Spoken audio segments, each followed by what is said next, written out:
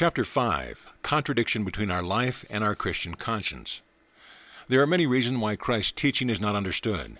One reason is that people suppose they have understood it when they have decided, as the churchmen do, that it was revealed by supernatural means, or when they have studied, as the scientific men do, the external forms in which it had been manifested. Another reason is the mistaken notion that it is impracticable, and ought to be replaced by the doctrine of love for humanity. But the principal reason, which is the source of all the other mistaken ideas about it, is the notion that Christianity is a doctrine which can be accepted or rejected without any change of life. Men who are used to the existing order of things, who like it and dread its being changed, try to take the doctrine as a collection of revelations and rules which one can accept without their modifying one's life. While Christ's teaching is not only a doctrine which gives rule which a man must follow, it unfolds a new meaning of life, and defines a whole world of human activity quite different from all that has preceded it, and appropriate to the period of which man is entering. The life of humanity changes and advances like the life of individual by stage, and every stage has a theory of life appropriate to it, which is inevitably absorbed by men. Those who do not absorb it consciously absorb it unconsciously. It is the same with the changes in the belief of people, and of all humanity as it is with the change of belief of individuals. If the father of a family continues to be guided in his conduct by his childless conception of life, life becomes so difficult for him that he involuntarily seeks another philosophy, and readily absorbs that which is appropriate to his age. That is just what is happening now to humanity at this time of transition, through which we are passing from the pagan conception of life to the Christian. The socialized man of the present day is brought by experience of life itself to the necessity of abandoning the pagan conception of life, which is inappropriate to the present stage of humanity, and of submitting to the obligation of the Christian doctrine, the truth of which, however corrupt and misinterpreted, are still known to him, and alone offer him a solution of the contradiction surrounding him. If the requirement of the Christian doctrine seems strange and even alarming to that, then the social theory of life, no less strange, incomprehensible, and alarming to the savage of ancient times, seemed the requirements of the social doctrine, when it was not fully understood and could not be foreseen in its result. It is unreasonable, said the savage, to sacrifice my peace of mind or my life in defense of something incomprehensible, impalpable, and conventional, family, tribe, or nation, and above all, it is unsafe to put oneself at the disposal of the power of others.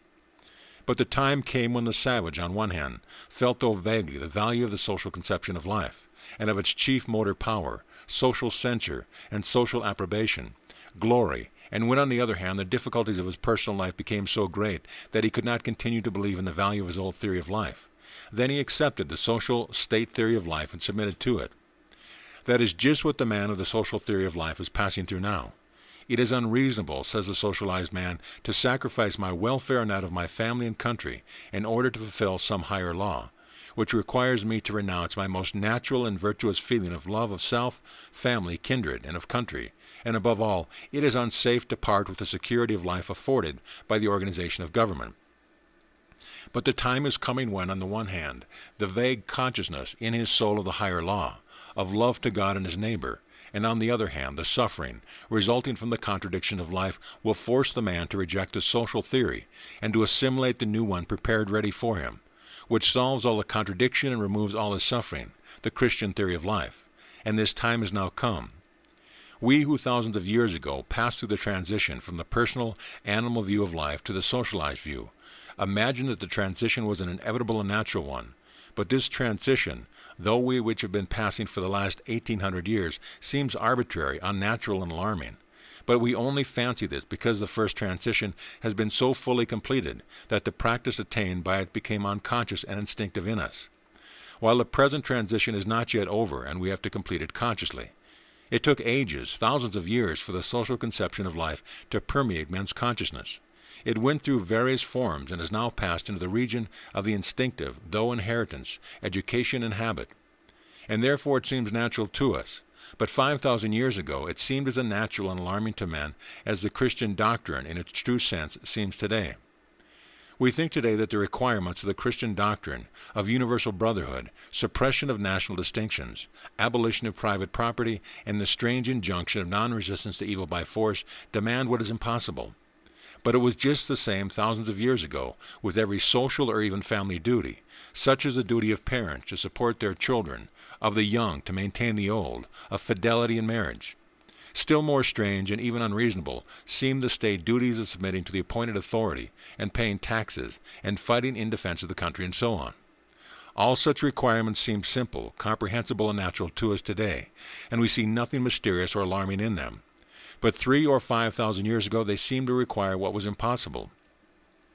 The social conception of life served as the basis of religion, because at the time when it first presented to men it seemed to them absolutely incomprehensible, mystic and supernatural. Now that we have outlived that phase of the life of humanity, we understand the rational grounds by uniting men in families, communities, and state. But in antiquity, the duties involved by such association were presented under cover of the supernatural and were confirmed by it. The patriarchal religions exalted the family, the tribe, the nation. State religions deified emperors and states. Even now, most ignorant people, like our peasants, who call the Tsar an earthly god, obey state laws, not through any rational recognition of their necessity, nor because they have any conception of the meaning of state, but through a religious sentiment. In precisely the same way the Christian doctrine is presented to men of the social or heathen theory of life today, in the guise of the supernatural religion, though there is really nothing mysterious, mystic, or supernatural about it. It is simply the theory of life which is appropriate to the present degree of material development, the present stage of growth of humanity, and which does therefore inevitably be accepted. The time will come, it is already coming, when the Christian principles of equality and fraternity, community of property, non-resistance of evil by force, will appear just as natural and simple as the principle of family or social life seems to us now. Humanity can no more go backwards in its development than the individual man. Men have outlived the social, family, and state conceptions of life. Now they must go forward and assimilate the next and higher conception of life, which is what is now taking place. This change is brought about in two ways, consciously through spiritual causes, and unconsciously through material causes.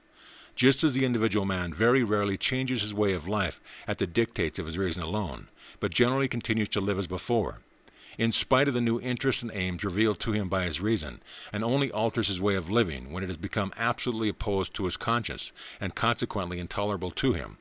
So too humanity, long after it has learned, through its religions, the new interests and aims of life, toward which it must strive, continues in a majority of its representatives to live as before, and is only brought to accept the new conceptions by finding it impossible to go on living its old life as before.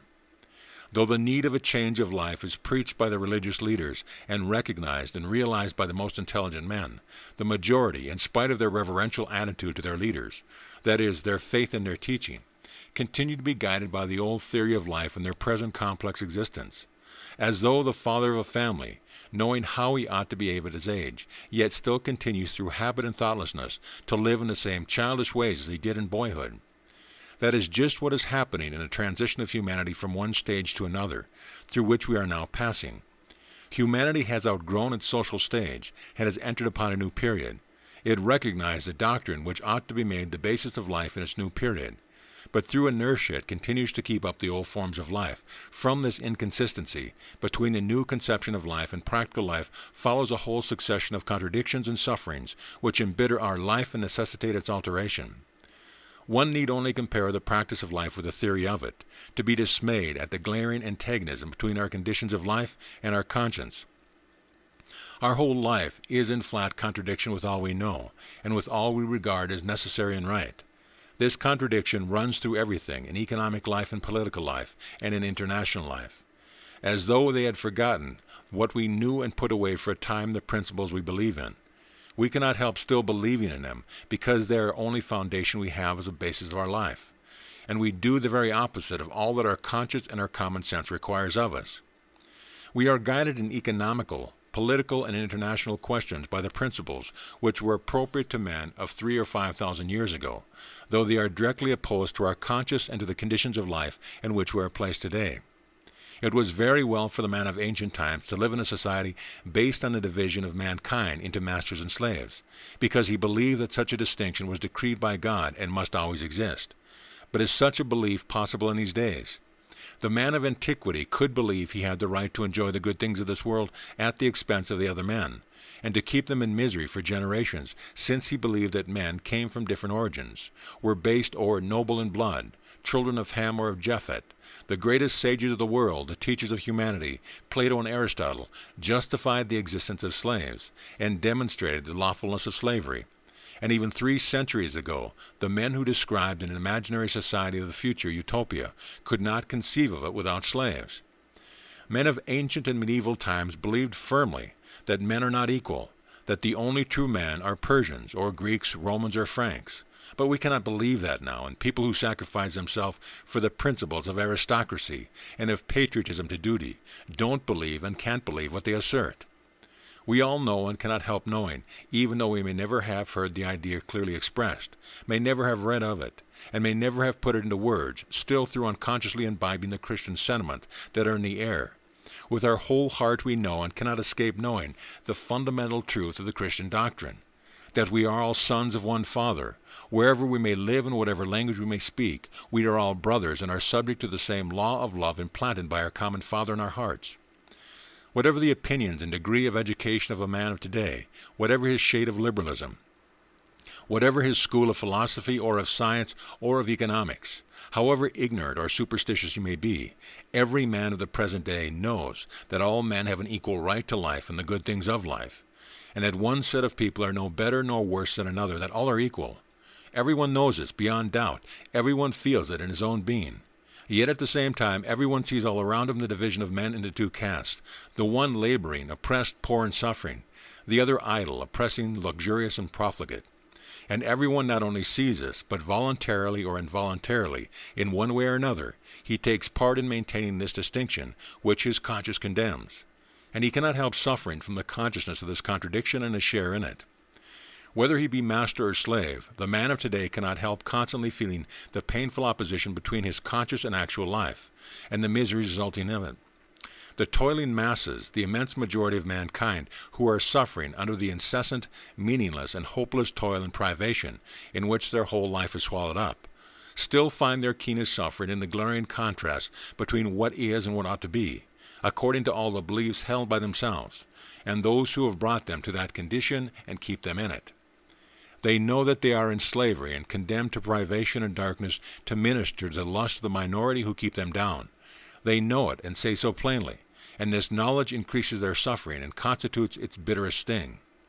The slave of antiquity knew he was a slave by nature, but our laborer, while he feels he is a slave, knows that he ought not to be, and so he tastes the agony of Tantalus, forever desiring and never gaining what might and ought to be his. The suffering of the working classes, springing from the contradiction between what is and what ought to be, are increased tenfold by the envy and hatred engendered by their consciousness of it. The laborer of the present day would not cease to suffer, even if his toil were much lighter than that of the slave of ancient times, even if he gained an 8-hour working day and a wage of $3 a day. For he is working at the manufacture of things which he will not enjoy, working not by his own will for his own benefit, but through necessity to satisfy the desires of the luxurious and idle people in general, and for the profit of a single rich man, the owner of a factory or workshop in particular. And he knows that all this is going on in a world in which it is recognized scientific principle that labor alone creates wealth, and that to profit by the labor of others is immoral, dishonest, and punishable by law. In a world, moreover, which professes to believe Christ's doctrine that we are all brothers, and that true merit and dignity is to be found in serving one's neighbor, not in exploiting him.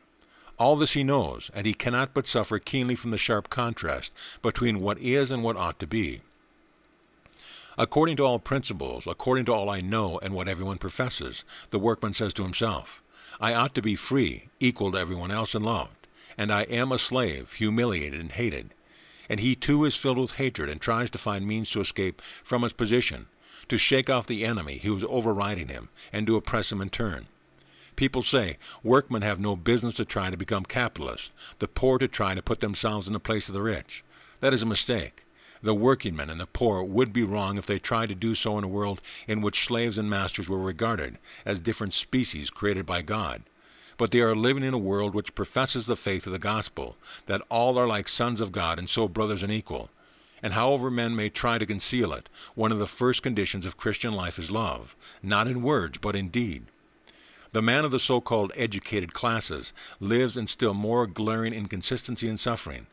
Every educated man, if he believes in anything, believes in the brotherhood of all men, or at least he has a sentiment of humanity, or else of justice, or else he believes in science. And all the while he knows that his whole life is framed on principles in direct opposition to it all. to all principles of Christianity, humanity, justice, and science. He knows that all the habits in which he has been brought up and which he could not give up without suffering can only be satisfied through the exhausting, often fatal, toil of oppressed laborers. That is, through the most obvious and brutal violation of the principles of Christianity, humanity, and justice, and even of science, that is, economic science. He advocates the principles of fraternity, humanity, justice, and science, and yet he lives that he is so dependent on the oppression of the working class, which he denounces, and his whole life is based on the advantages gained by their oppression. Moreover, he is directing every effort to maintaining this state of things, so flatly opposed to all his beliefs. We are all brothers, and yet every morning a brother or a sister must empty the bedroom slop for me.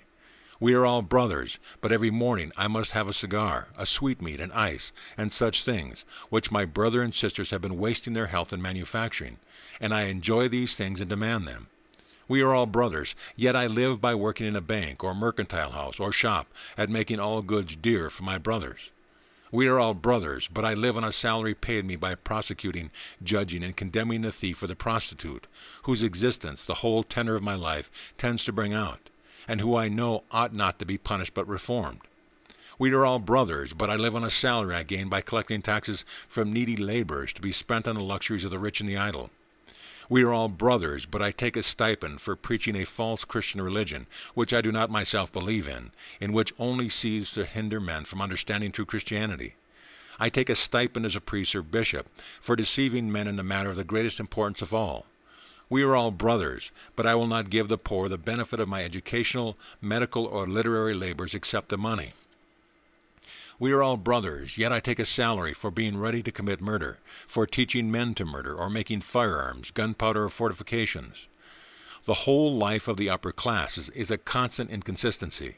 The more delicate a man's conscience is, the more painful this contradiction is to him. A man of sensitive conscience cannot but suffer if he lives such a life. The only means by which he can escape from his suffering is by blunting his conscience, but even if some men succeed in dulling their consciousness, they cannot dull their fears. The men of the higher dominating classes, whose conscience is naturally not sensitive or has been blunted, if they don't suffer through conscience, suffer from fear and hatred.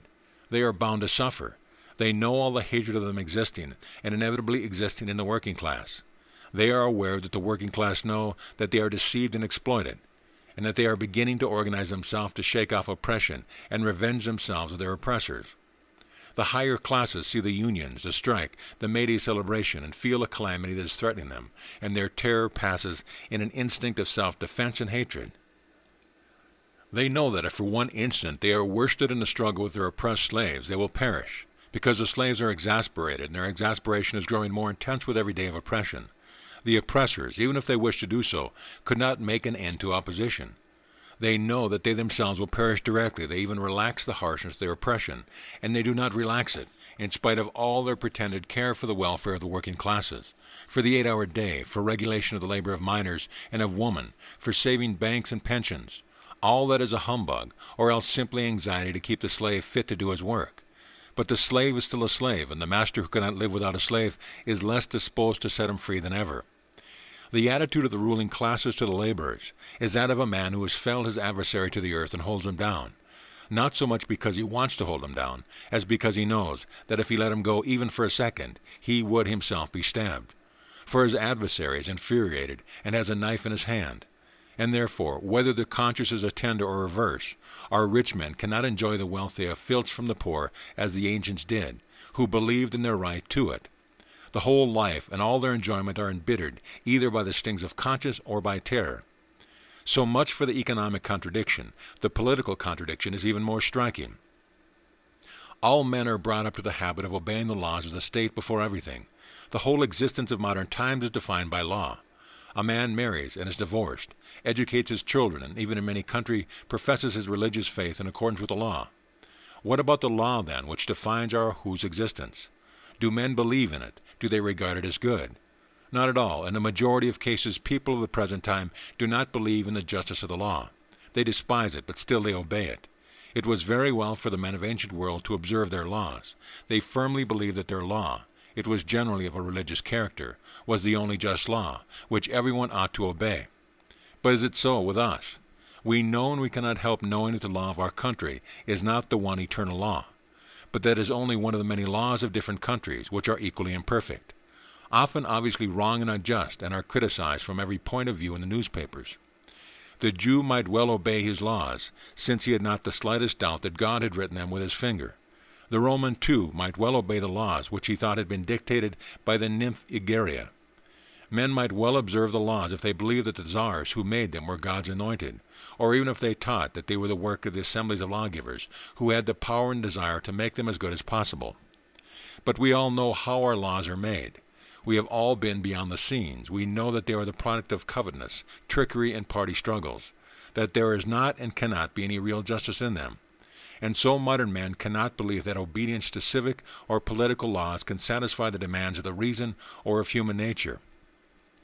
Men have long ago recognized that it is irrational to obey a law of the justice of which is very doubtful, and so they cannot but suffer in obeying a law which they do not accept as judicious and binding. A man cannot but suffer when his whole life is defined beforehand for him by laws, which he must obey under threat of punishment, though he does not believe in their wisdom or justice, and often clearly perceives their injustice, cruelty, and artificiality. We recognize the uselessness of customs and import duties, and are obliged to pay them. We recognize the uselessness of expenditure of the maintenance of the court and other members of the government, and we regard the teaching of the Church as injurious, but we are obligated to bear our share of the expenses of these institutions. We regard the punishments inflicted by law as cruel and shameless, but we must assist in supporting them. We regard as unjust and pernicious the distribution of landed property, but we are obliged to submit to it. We see no necessity for wars and armies, but we must bear terribly heavy burdens in support of troops and war expenses. But this contradiction is nothing in comparison with the contradiction which confronts us when we turn to international questions, and which demands a solution, under pain of the loss of the sanity and even the existence of the human race. That is the contradiction between the Christian conscience and war. We are all Christian nations living the same spiritual life, so that every noble and pregnant thought, springing up at one end of the world, is at once communicated to the whole of Christian humanity, and evokes everywhere the same emotional pride and rejoicing without distinction of nationalities.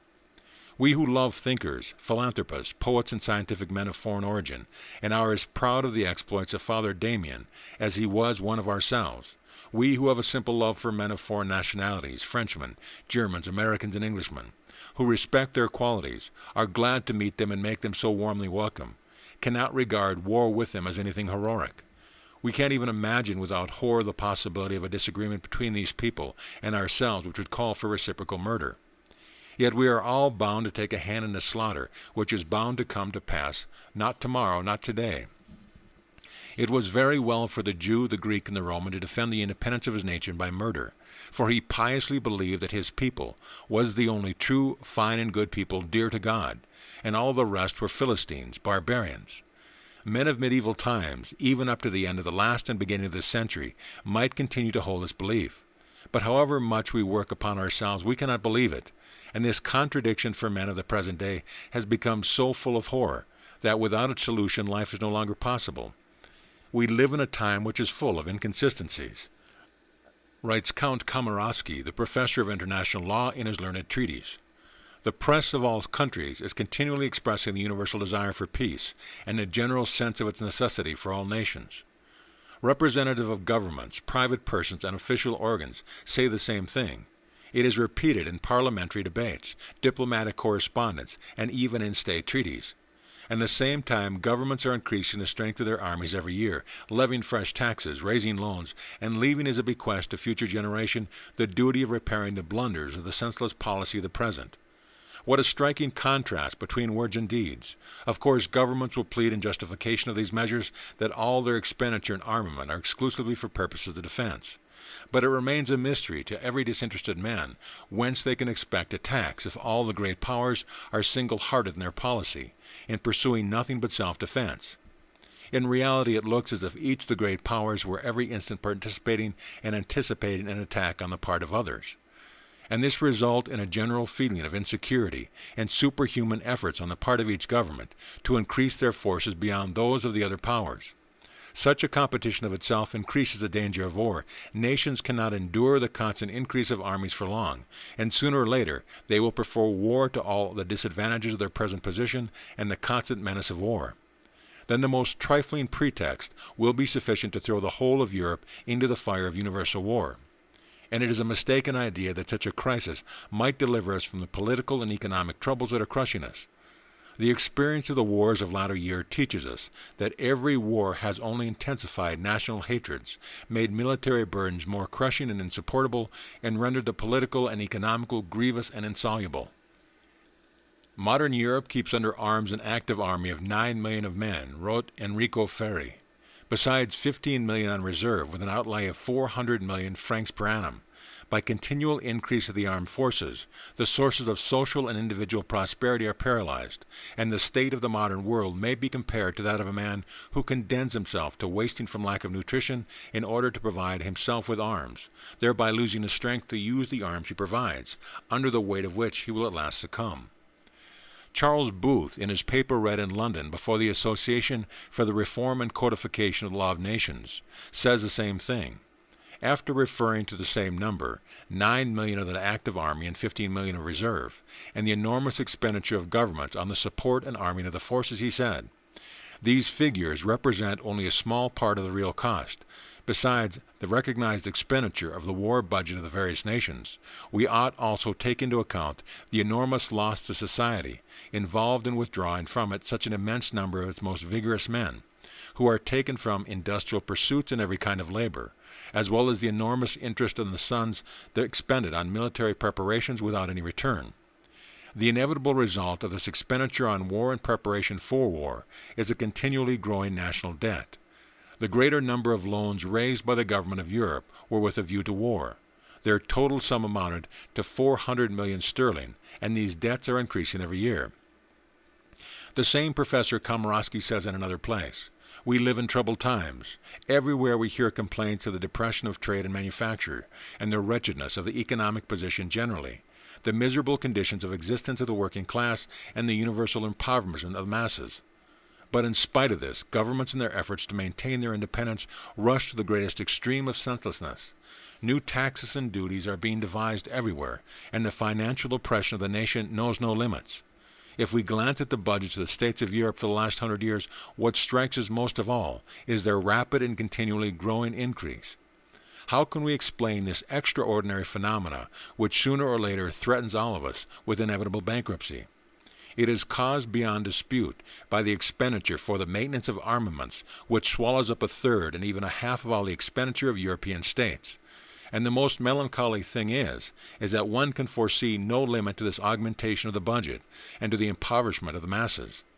What is socialism but a protest against this abnormal position in which the greater proportion of the population of our world is placed?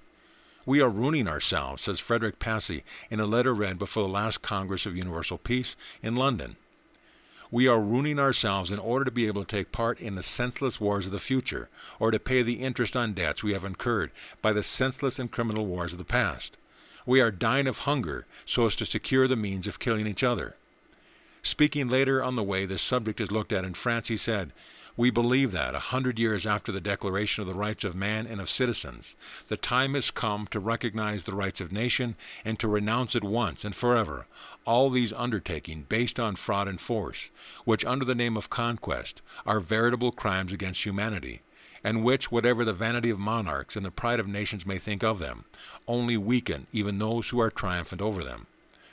I am surprised at the way religion is carried on in this country, said William Lawson at the same Congress. You send a boy to Sunday school and you tell him, "Dear boy, you must love your enemies. If another boy strikes you, you mustn't hit him back, but try to reform him by loving him." Well, the boy stays in Sunday school till he is 14 or 15, and then his friends send him to the army. What is he to do in the army? He certainly won't love his enemy, quite the contrary. If he can only get at him, he will run him through with his bayonet. That is the nature of all religious teaching in the country. I do not think that it is a very good way of carrying out the precepts of religion. I think if it is a good thing for a boy to love his enemies, it is good for a grown-up man.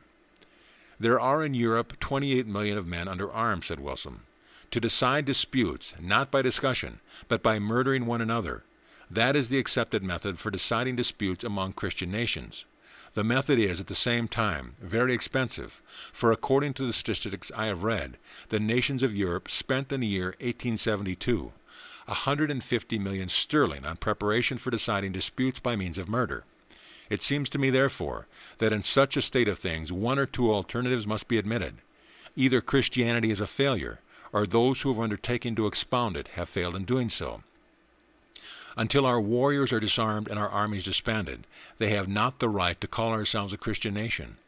In a conference on the subject and the duty of Christian ministers to preach against war, G.D. Bartlett said, among other things, "If I understand the Scripture, I say that men are only playing with Christianity so long as they ignore the question of war. I have lived a longish life, and have heard our ministers preach on universal peace hardly half a dozen times. 20 years ago, in a drawing room, I dared in the presence of 40 persons to moot the proposition that war was incompatible with Christianity. I was regarded as an arrant fanatic.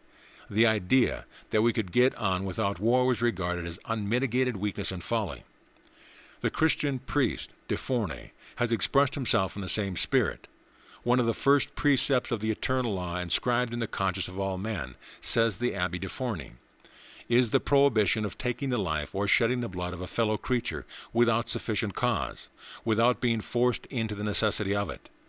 This is one of the commandments which is most deeply stamped in the heart of men, but as soon as it is question of war, that is, of shedding blood in torrents, men of the present day do not trouble themselves about a sufficient cause. Those who take part in wars do not even think of asking themselves whether there is any justification for these innumerable murders, whether they are justifiable or unjustifiable, lawful or unlawful, innocent or criminal, whether they are breaking that fundamental commandment that forbids killing without lawful cause. But their conscience is mute. War has ceased to be something dependent on moral considerations. In warfare men have in all the toil and dangers they endured no other pleasure than that of being conquerors, no sorrow other than that of being conquered. Don't tell me that they are serving their country. A great genius answered that long ago in the words that have become a proverb. Without justice, what is an empire but a great band of brigands? And is not every band of brigands a little empire? They too have their laws, and they make too war to gain booty, and even for honor. The aim of the proposed institution, the institution of an international board of arbitration, is that the nations of Europe may cease to be nations of robbers, and their armies bands of brigands. And one must add, not only brigands but slaves. For our armies are simply gangs of slaves at the disposal of one or two commanders or ministers, who exercise a despotic control over them without any real responsibility, as we all very well know. The peculiarity of a slave is that he is a mere tool in the hands of his master, a thing, not a man. That is just what soldiers, officers, and generals are, going to murder and be murdered at the will of a ruler or rulers. Military slavery is an actual fact, and it is the worst form of slavery, especially now when by means of compulsory service it lays its fetters on the necks of all the strong and capable men of a nation. To make them instruments of murder, butchers of human flesh, for that is all they are taken and trained to do. The rulers, 2 or 3 in number, meet together in cabinets, secretly deliberate without register, without publicity, and consequently without responsibility, and send men to be murdered. Protests against armaments, burdensome to the people, have not originated in our times, says Signor E.G. Moneta. Hear what Monsignor wrote in his day. France, and one might say Europe, will be ruined by soldiers. A new plague is spreading throughout Europe. It attacks sovereigns and forces them to maintain an incredible number of armed men. This plague is infectious and spreads, because directly one government increases its armament, all the others do likewise, so that nothing is gained in it by general ruin. Every government maintains as great an army as it possibly could maintain if its people were threatened with extermination, and people call peace this state of tension of all against all. And therefore Europe is so ruined that if private persons were in the position of the government of our continent, the richest of them would not have enough to live on. We are poor, though we have the wealth and trade of the whole world. That was written almost 150 years ago. The picture seems drawn from the world of today. One thing only has changed the form of government. In the Montesquieu time, it was said that the cause of the maintenance of great armaments was the despotic power of kings, who made war in the hope of augmenting by conquest their personal revenues and gaining glory. People used to say then, "Ah, if only people could elect those who would have the right to refuse governments the soldiers and the money, then there would be an end to military politics." Now there are representative governments in almost the whole of Europe, and in spite of that, war expenditures and the preparation for war have increased to alarming proportions. It is evident that the insanity of sovereigns has gained possession of the ruling class. War is not made now because one king has been wanting in civility to the mistress of another king, as it was in Louis XIV time. But the natural and honorable sentiments of national honor and patriotism are so exaggerated, and the public opinion of one nation so excited against another, that it is enough for a statement to be made, even though it may be a false report, that the ambassador of one state was not received by the principal personage of another state to cause the outbreak of the most awful and destructive war there is ever seen. Europe keeps more soldiers under arms today than in the time of the great Napoleonic Wars. All citizens, with few exceptions, are forced to spend some years in barracks. Fortress, arsenals, and ships are built. New weapons are constantly being invented, to be replaced in a short time by fresh ones, for, sad to say, science, which ought always to be aiming at the good of humanity, assists in the work of destruction, and is constantly inventing new means for killing the greatest number of men in the shortest possible time. And to maintain so great a multitude of soldiers, and to make such vast preparations for murder, hundreds of millions are spent annually, sums which would be sufficient for the education of the people and for immense works of public utility, and which would make it possible to find a peaceful solution of the social question. Europe then is, in this respect, in spite of all the conquest of science, in the same position as in the darkest and most barbarous days of the Middle Ages. All deplore the state of things, neither peace nor war, and all would be glad to escape from it. The heads of governments all declare that they all wish for peace, and vie with one another in the most solemn protestation of peaceful intention. But the same day or the next they will lay a scheme for the increase of the armament before their legislative assembly, saying that these are the preventative measures that they take for the very purpose of securing peace. But this is not the kind of peace we want, and the nations are not deceived by it. True peace is based on mutual confidence, while these huge armaments show open and utter lack of confidence, if not concealed hostility, between states. What should we say of a man who, wanting to show his friendly feeling for his neighbor, should invite him to discuss their differences with a loaded revolver in his hand? It is just this flagrant contradiction between the peaceful professions and the warlike policy of governments which all good citizens desire to put an end to at any cost. People are astonished that every year there are 60,000 cases of suicide in Europe, and those only the recognized and recorded cases, and excluding Russia and Turkey, but one ought rather to be surprised that there are so few. Every man of the present day, if we go deep enough into the contradiction between his conscience and his life, is in a state of despair. Not to speak of all the other contradictions between modern life and the conscience, the permanently armed condition of Europe together with its profession of Christianity is alone enough to drive any man into despair, to doubt of the sanity of mankind, and to terminate an existence in this senseless and brutal world. This contradiction, which is the quintessence of all the other contradictions, is so terrible that to live and to take part in it is only possible if one does not think of it, if one is able to forget it. What, all of us, Christians, not only profess to love one another, but do actually live one common life. We whose social existence beats with a one common pulse, we aid one another, learn from one another, draw ever closer to one another to our mutual happiness, and find in this closeness the whole meaning of life. And tomorrow some crazy ruler will say some stupidity, and another will answer in the same spirit. And then I must go expose myself to being murdered and murdered men, who have done me no harm, and more than that, whom I love. And this is not a remote contingency, but the very thing we are all preparing for, which is not only probable, but an inevitable certainty. To recognize this clearly is enough to drive a man out of his senses, or to make him shoot himself. And this is just what does happen, and especially often among military men. A man need only come to himself for an instant to be impelled inevitably to such an end. And this is the only explanation of the dreadful intensity with which men of modern times strive to stupefy themselves, with spirits, tobacco, opium, cards, reading newspaper, traveling, and all kinds of spectacles and amusement. These pursuits are followed up as an important serious business, and indeed they are a serious business. If there were no external means of dulling their sensibilities, half of mankind would shoot themselves without delay. For to live in opposition to one's reason is the most intolerable condition. And that is the condition of all men of the present day. All men of the modern world exist in a state of continual and flagrant antagonism between their conscience and their way of life. This antagonism is apparent in economic as well as political life, but most striking of all is the contradiction between the Christian law of the brotherhood of men existing in the consciousness and the necessity under which all men are placed by compulsory military service on being prepared for hatred and murder, of being at the same time a Christian and a gladiator. End of chapter.